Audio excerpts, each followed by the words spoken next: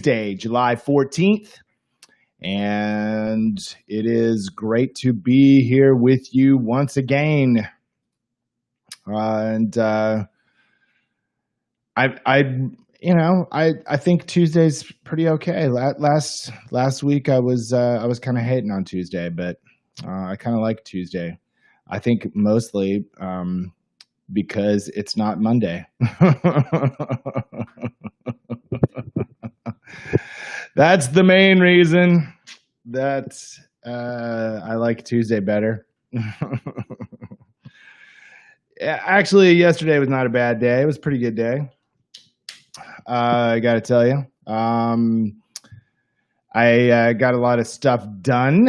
I went to the gym again, and I've got a rant about that I'm going to share as soon as we start getting some people on here today. And I've got an audience. Yeah, so good morning, I think. Yep, it is.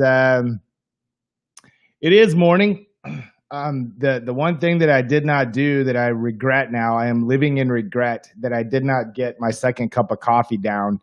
So it's sitting in there on the Keurig right now. Usually I make coffee, like I have beans. I got like this 5-pound bag of coffee beans from Little City Roasters, which is a local Austin coffee company, and they will deliver to your house if you order in time. They can even do it the next day. So I ordered like a 5-pound bag of their coffee, which is just fantastic. And usually I make coffee. Usually I'll get up and I'll put the beans in, I'll do the whole thing. But man, some mornings I'm just like, ugh, I didn't set it up the night before, which is the problem. If I don't set it up the night before, I'm tempted just to go the Keurig route, which is not very environmentally sound, sadly. But nonetheless, it is definitely something that I will do if I am in a pinch. And today I was in one of those pinches. So there you go. I'm going to share all of these links to what's going on, and we'll get it over to some of our Facebook groups here so we can make sure that folks are knowing to tune in. Or if they don't know to tune in, at least they will learn very quickly. Patty and her significant other. Yeah, that's when it's funny when I go to Florida now, I guess because I've been gone so long, it's been, excuse me, it's been over 3 years now that, almost 3 years since we came to Austin. And, so when I go back to Florida, I am merited to, where she works and where she is in the community. She's pretty awesome. She's got some awesome things going on in Central Florida right now. Luckily, she's in an area where the COVID hasn't really gotten too terrible. I mean, it's about as bad as it is anywhere else, I suppose, but it's not as bad as it is in the South Florida. South Florida region is a disaster. That's the thing that's driving the whole thing.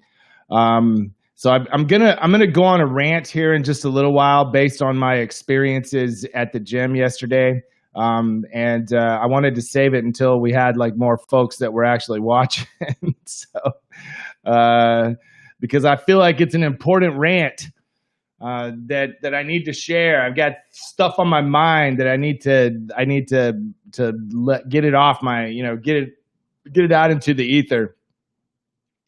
It's kind of funny,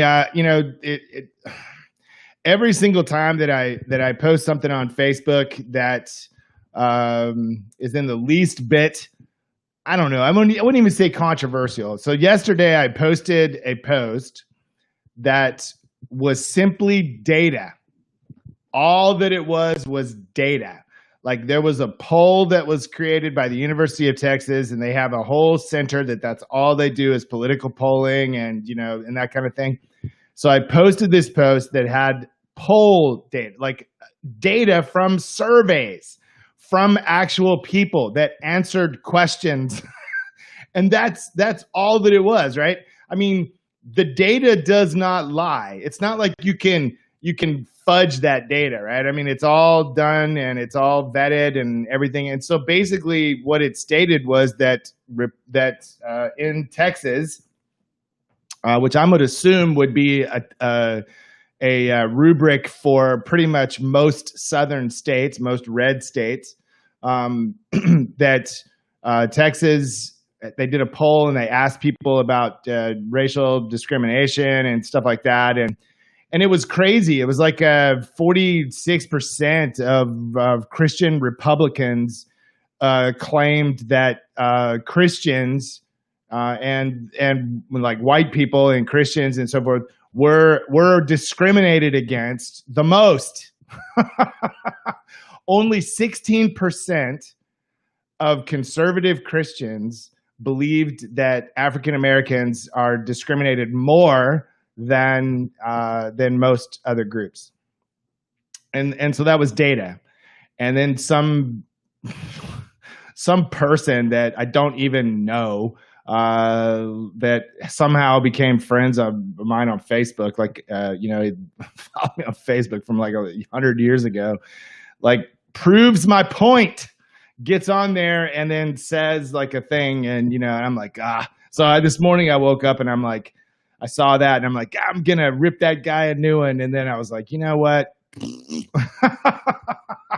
don't have the energy for that, man. He's an idiot. There's nothing that I'm gonna be able to say that will change his mind. He just proved my point. And so there you go. You just gotta kind of move on and do other things. So I do have a rant, okay? I do have a rant. So here's my rant. I think I have a big enough audience. I've got enough folks gathered around the table. Was it Vlad the Inhaler?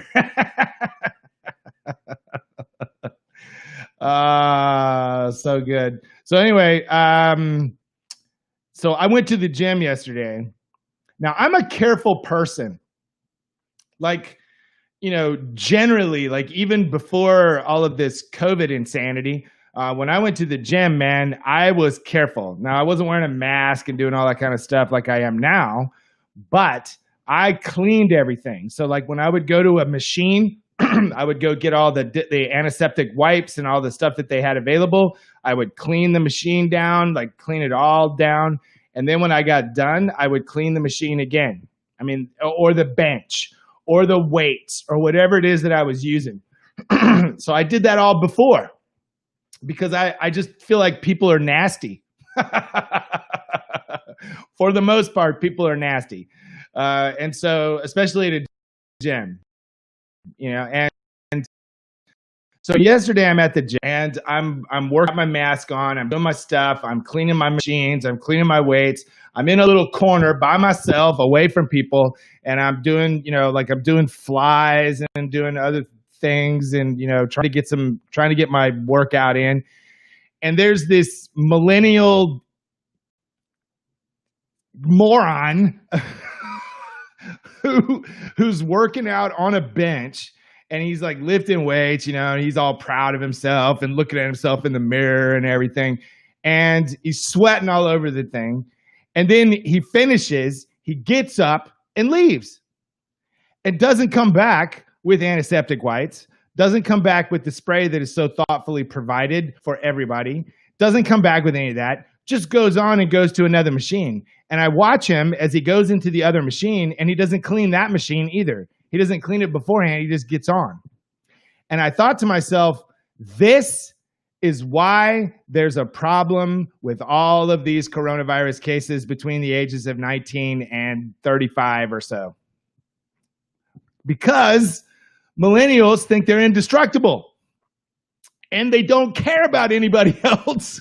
I mean, I'm over I'm exaggerating. I mean, it's not all millennials, but there is a pretty huge segment of them, that they go to Cancun on spring break, like these UT students did, defying all the travel bans and defying all that back when everything was shut down, and then created a hot spot here in Austin, or all the morons that go to the lake, or in Florida.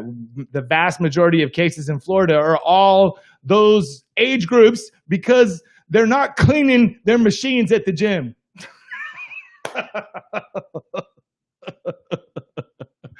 Oh man.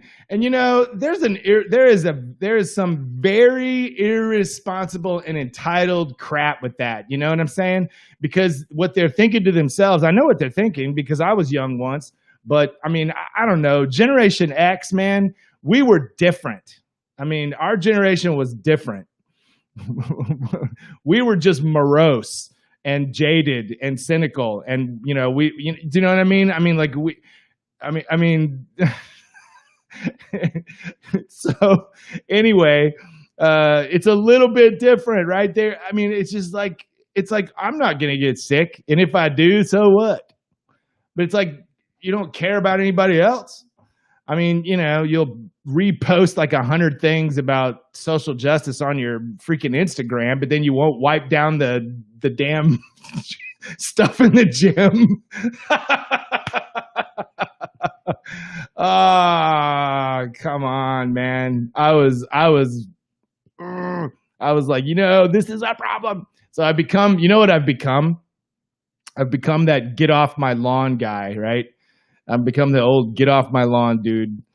So yeah, I don't know. I think what it is that what happens when you're, with a lot of these folks, with a lot of these kids that are running around like there's nothing wrong, is that they were told early on that they were unaffected, and so they just don't care. A lot of them just don't care, and so but the problem is that they could be carrying it, they could get it, be asymptomatic, and go and give it to somebody and kill them, and so this is a problem. So anyway, I don't know. I can't solve that right now, but hopefully we'll get to it. There's all kinds of happiness going on in the world right now.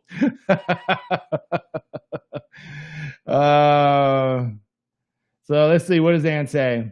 Been good about commenting when churches spread COVID and business spread COVID and groups spread COVID as well as most. It was pretty disappointing to see our federal government be quiet for almost 2 months and finally come out to speak and only complain about millennials spreading COVID again. The other group, yeah, there's other people that are culpable too. I was just ranting because of the kid that I saw in the gym. Yeah, trust me, there's lots of these no masker people that are not millennial age. They're old enough to know better, and yet because they want to protect their freedom, they won't wear a mask and then go and infect a whole ton of people.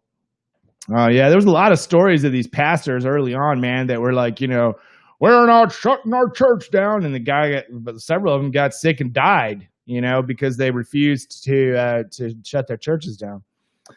But yeah, it's a sad situation. Anyway. I'll get my soapbox. I have a millennial as a kid, and he's an amazing guy. He's a good boy, and he's doing really well in school. He finished up his first year of law school, and the worst semester that you could possibly imagine. Having to do everything online in law school is terrible. He managed to make law review, which is a really prestigious thing in law school. His mom was on law review, and so he's following in her footsteps, and he's doing really well. So he's a good kid. And my daughter-in-law is a good kid too. She's a great millennial. So there's lots of good millennials. I'm just picking on them.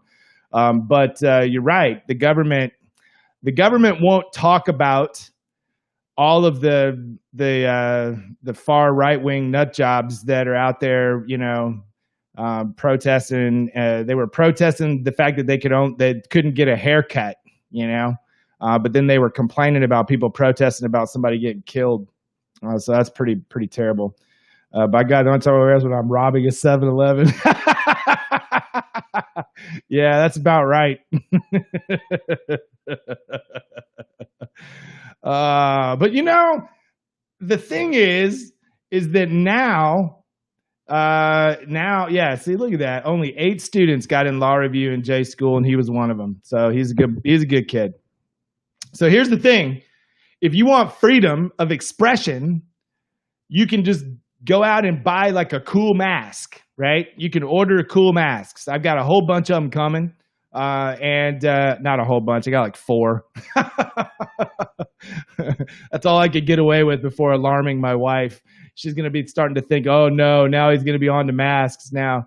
But at any rate, we did we did the giveaway thing yesterday. I don't know what the results were. I'll find out today. We're going to have our staff meeting today. But basically, Stephen Carr, our communications coordinator, told me that all the masks were claimed within like a couple of minutes. So we have church masks that we have, and we're ordering more. Okay, so there's 200 more that are going to be ordered, but it'll take a while to get here. So for those of you who claimed your mask, you will be the first ones to have them, and we're going to distribute them sometime, maybe this week. Maybe this week we'll do that. And so we're going to distribute them at the church. So we'll just give you a time frame, and we'll figure all that out. So everybody that claimed a mask, you're going to get, I think it was limit 2. So anyway, yeah. Hi, the post date is confusing you because I forgot to change the date. That's why. So if you're looking at the post date today, it is actually live. If it says live, I am live now, that means that I'm live. Yeah. Yeah, buddy.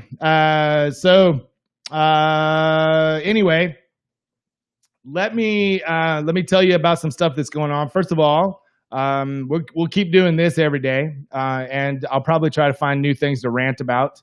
I'm sure there'll be plenty of things to rant about, but we'll do this every day at 9:00. And we also are going to be doing something tomorrow. So Wednesday we are going to be. Let me just double check and see what our topic is for Wednesday. Wednesday we're going to be having our second of 6 of listening and discussion on issues of racial injustice, and that's going to be led by Carlin Floyd, one of our church members, and also an educator. And so she's done a great job of those already. So let me see what the second class is going to bring to us. Week 2, we talked about. Oh, week 2. Yeah, this is going to be great. So we're going to be reading Langston Hughes' Let America Be America Again. If you have not had an opportunity to ever read any poems or work by Langston Hughes, I would highly recommend it. Let's see. I got to show you. If I can find it. Here we go. So these are the collected poems of Langston Hughes. I bought that not too long ago, and I was like, "Good Lord, that's a lot of poems, man!" And so I've been reading through them. And it's a lot of his work. It's like every poem he ever wrote. So it's that's pretty crazy. But Langston Hughes, one of the great African American poets, yeah. So we're going to be reading "Let America Be America Again," and you can find that online. It's public domain, so I'm sure just go find it online. You can read it, and we're going to be gathering together to talk about that, among other things. It'll be a great session. Yeah, so we've got that coming up. And then Thursday night, people, we will have trivia night. Okay, so movie trivia night is going to be happening once again. I would highly encourage you to come and be a part of that. I think we've got our system down pat now, and so we're going to be doing it via Zoom, and so that'll all be set up. My man Neil, I'm sure, will be him and Neil and Steven have been working on this. I kind of bowed out because I went on vacation and other things, but I'll be there kind of doing a little bit of hosting and that kind of thing. The prize for this week is going to be gift certificates to Little Dottie's, which is a burger joint that's amazing, and they are doing takeout. I think you can still go in the restaurant, but it's limited. But they're trying to mostly do takeout. But at any rate, you can go and pick up a burger. Probably the best chicken sandwich I have ever had in my entire life is at Little Dottie's. And so we'll be giving that away. That'll be the grand prize for trivia night. So trivia night's going to be happening Thursday. Everybody's invited. You don't have to be at our church. And here's the thing. If you win and you're not part of our church, then we'll have to figure something out. Okay, so we'll figure something out for you. So we'll figure something out. But and when I say not part of our church, I mean you don't live here. Everybody that is within the sound of my voice can be part of our church. Everybody that participates with us, does mission, does work, does whatever. Even if you're not here, you are part of our church. So that was a misstatement. One of the things, speaking of misstatements, I said yesterday we were having team night tonight. That is not happening. We were taking the month of July off. I don't know why I thought that. I guess it was on my calendar. I left it on my calendar accidentally. But we're not having team night. There are no meetings tonight. Thanks be to God. Because that would have meant that I would have had something Tuesday, Wednesday, and Thursday. And it's all good when you haven't been on Zoom all day long, right? You've been on Zoom calls and Zoom meetings and Zoom this and video that. So by the end of the day, some days I'm crispy. But on Thursday, that will be fun because I will probably use some of my Weight Watchers points and choke down a few beers whilst emceeing the trivia night. Baseball season is upon us, people. So tomorrow I probably will forego like trivia stuff for movies, and we'll do a little bit of I don't know. We'll do some baseball. Let's do a baseball movie trivia tomorrow, and that's what we'll do. And then I'll probably be wearing my Cubby stuff for a bit. Basketball season is about to begin. I'm super excited about that. All the teams got to Orlando, and which is ironic, right? Florida, like if Florida was a country, it would be 10th in the world for the number of cases of coronavirus. Texas would be right there too, right? So Meredith told me yesterday, she goes, I'm just screwed. I can't get away from it, right? So if she goes and works in Florida and then comes back here, and it's it's like the same place basically, same number, a lot of number of cases. But Florida is hosting the NBA. They're creating a bubble, is what they're calling it. So the players and I guess they're all of the people that are part of the team. For all teams are all coming to Orlando, and they're going to live there and be there for an abbreviated season. But they are going to have a basketball season, and the teams will play one another. There's a huge sports complex there, and of course they'll be playing in empty stands, but at least they'll be playing. So they test them like pretty they every day, and so all that kind of stuff. So basketball is starting, baseball is starting. I know no one cares, but MLS has been going on, the soccer. So sports are coming back. So ESPN will have something other than lawn darts or, cornhole championships and crap like that. And they won't be talking about like old football games and old stuff and whatnot. It's going to be fantastic. So I cannot wait. That'll give us something to do on the weekends, to be watching some sports and grilling some stuff. And we need that right now. We need a little bit of distraction. I know many of y'all may not be sports fans, but you might become sports fans, right? Sort of like I started watching NASCAR, following NASCAR, after all the brouhaha about NASCAR, I started getting into it, and I was like, oh, this is pretty fascinating, And so anyway, it was something to watch. Something to watch. All right. So today we are going to be, I'm showing off my shirt. It's an easy one to show off. I don't have to stand up. This is all obviously Van Halen. All right. So I'm wearing my Van Halen shirt today. I got the chance to see Van Halen a few times. I never got to see Van Halen when David Lee Roth in the original version, right? He joined him again later on for subsequent tours and everything, but that was, by that time, he had kind of gone off the deep end. If you ever want to watch something funny, just watch an interview with David Lee Roth, man. That guy is insane. But I got to give it to him, man. The dude knows how to make a business. He started a business that it's tattoo care products. So it's called Ink, and the guy got like late in life, and I wonder, like, where did this happen, right? Who gets older and then starts getting tattoos, right?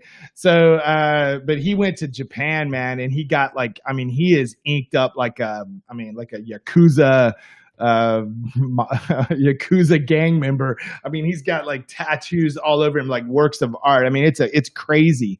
And so he didn't have any good products to really put on his tattoos to keep them vibrant and to keep them bright, because they do fade over time. But you can fight the fade by using vitamin products and different things like that. And so he created it. Like he created this business and created this company called Ink, and it's like one of the best-selling tattoo products, and he makes millions off of it every year.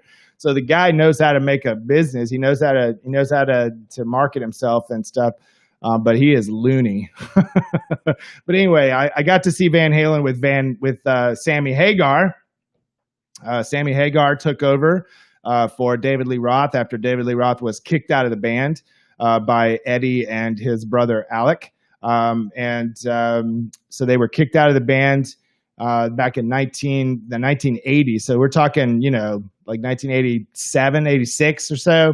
And then Sammy Hagar came on for the album 5150 and had a ton of hits. They had subsequent albums. I mean, they really were successful, like again, right? And so then they kicked Sammy Hagar out of the band. And for a while, they had the guy that was the lead singer for Extreme, the band Extreme, Gary Ciccone, I think is his name. And so he was with him for like one album, and it was terrible. Anyway, I don't even know if they made an album. I think he might have gone out on tour with them or something. It was terrible. So they've subsequently like done tours and done work with Sammy Hagar and David Lee Roth, including a tour where one night David would sing and then the next night Sammy would sing, and they would just take turns. That was absolutely crazy and a disaster.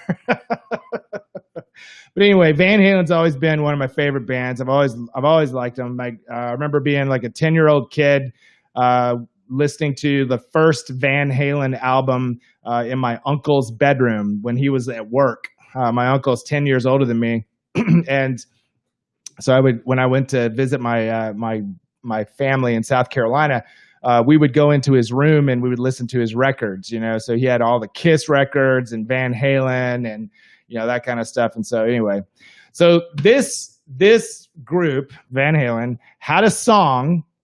The song was Everybody Wants Some, right? Everybody Wants Some. This song appeared in a movie that was in the 80s.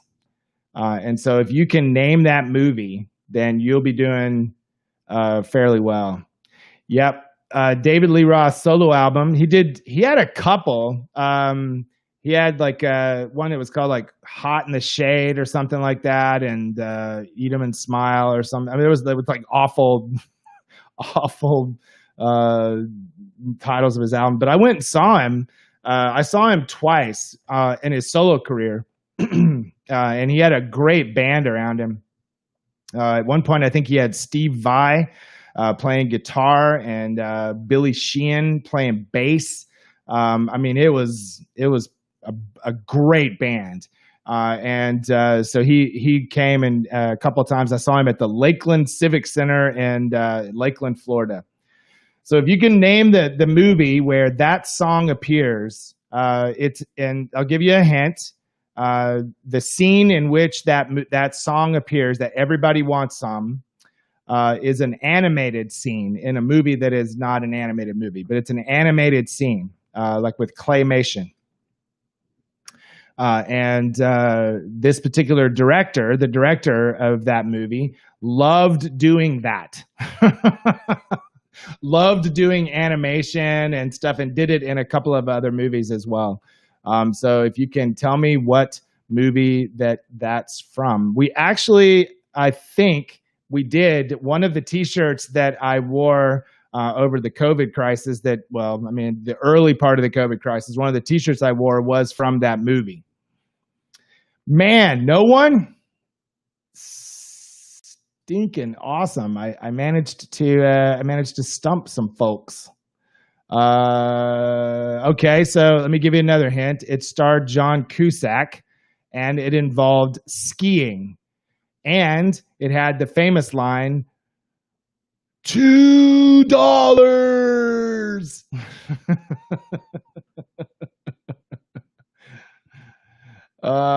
Better Off Dead. There you go. Better Off Dead. Better Off Dead. That's it. Patty Rink.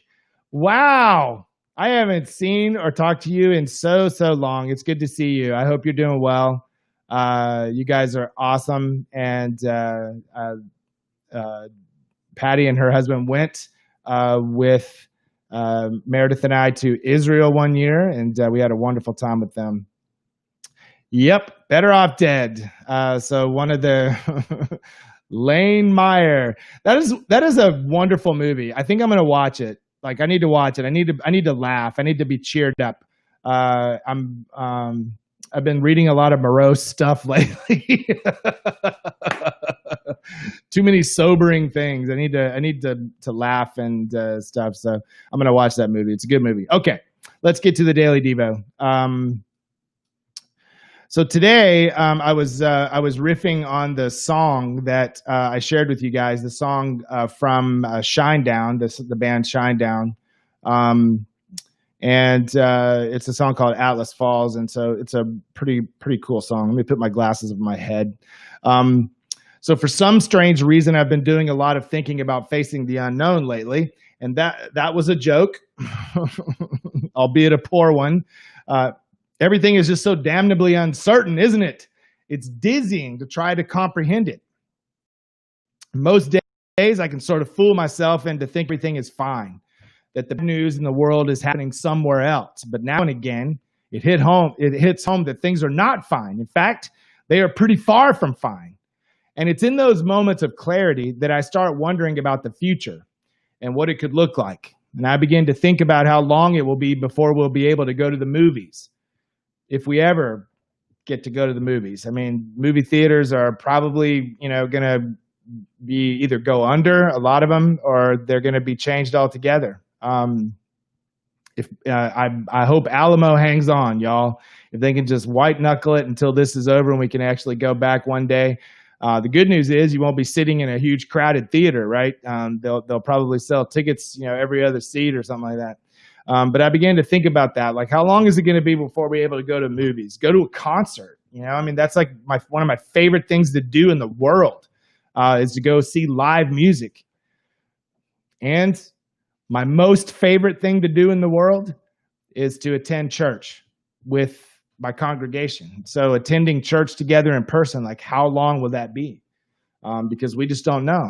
Right now, I've pretty much resigned myself to the fact that it's probably not going to be in 2020, that we will probably not gather together until 2021. And so when I think about all these things, I'm tempted to retreat back into the fantasy that everything is fine. And, as I'm reading this, I'm thinking to myself, that's part of the reason why I think a lot of younger people probably, choose to just shut this out.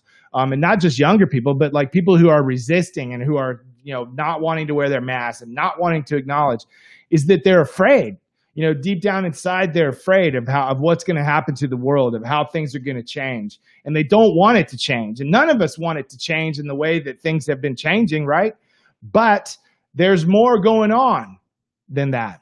It's why it seems to me that now more than ever, we need better ways to think and talk about what is happening around us. We need to be able to place our current situation within a larger cosmic framework, a bigger story, if you will. So I believe that it's within that cosmic framework that we are able to see God at work, even in the middle of all this uncertainty.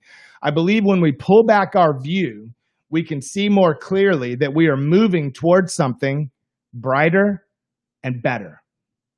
It takes courage to do this, along with the unwavering faith that the arc of where we are heading is bending toward justice, towards righteousness, towards unity, healing, wholeness, and peace.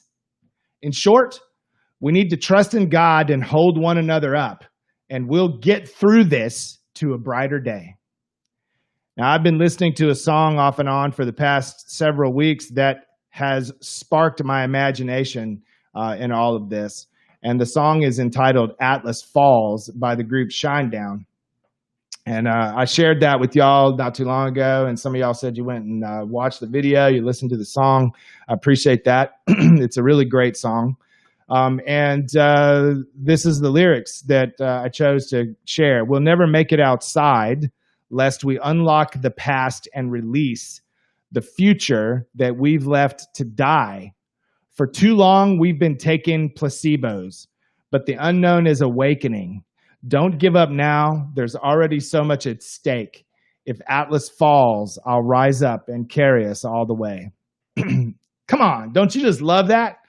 I mean, it's time to let go of the way we used to do things and come together. If everything falls apart, we can hold each other up. In his recent book, The Spirit of Hope, theologian Jürgen Moltmann outlines an affirmation that we can speak and pray together. So don't be shy. You can read these words out loud with me if you would like, as an affirmation of faith. So let me put it into the feed. And I'm going to do Moltmann here. So you know. I mean, come on, man. You know, you got to admit, it's kind of cool when you can mash up German theologians and hard rock, a hard rock group with lyrics. I mean, that's how I like to roll, man. I live for that stuff. So here's the quote from Moltmann. So this is what we will say together. And so if you want to, you can kind of take a look at your Facebook feed. And if you're somewhere where you can say these out loud, then let's say them together. In the eternal yes of the living God, we affirm our fragile and vulnerable humanity in spite of death. In the eternal love of God, we love life and resist its devastations. In the ungraspable nearness of God, we trust in what is saving, even if the dangers are growing. May you have hope and joy in the midst of what seems like peril. May you have the courage to reach out to one another, even though we must keep our physical distance. May you dream of a better day that is coming and is now. And may the grace and peace of our Lord Jesus Christ be with you now and always. Amen. So, it's been great to be with y'all and listening to me rant and listen to me pontificate and talk about movies and music and theology and all the things that make me happy. It is wonderful to be here with y'all and to be able to share these days every single day. I hope that there are things that we talk about here that give you some joy, that give you some peace, and that as you go into your day, that you'll find new hope and new courage and new joy to move forward. We are going to get through this, y'all. It's going to be okay. I know that it doesn't seem like it, and I got to be honest. There are days when I feel blue. You know, there are days when I feel the weight of it as we start thinking and talking about, especially talking about school and thinking about my kids and what's going to happen to them and how this is affecting them. And it's a terrible situation to be in, but there are also amazing things that are happening. And the hope that we can have is that all of these things, if we waste this moment, if we don't learn something from this and we come out of it and we are just the same as we always were, then that's a shame. That is a shame to waste that moment, to waste a learning. And we have an opportunity as a society to be better to one another, to learn to care for one another.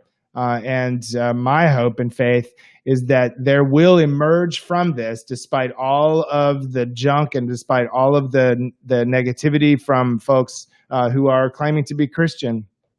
My hope is that there will emerge a view of Christianity, at least an alternative view of Christianity that is compelling and engaging and irresistible. And so that's my hope. If anybody, so Linda's telling everybody that we do have Stephen Ministers. So if you're interested in having somebody to talk to, if you need someone to talk to, you need someone to walk beside you during this challenging season, you reach out to me. You can message me, and I'll make sure that you get connected to our Stephen Ministers. They're a great bunch of folks. Well, guys, have a great day. Be blessed. And make sure that you're here tomorrow. We'll be back here at 9 a.m. doing it all up again. And tomorrow will be baseball day.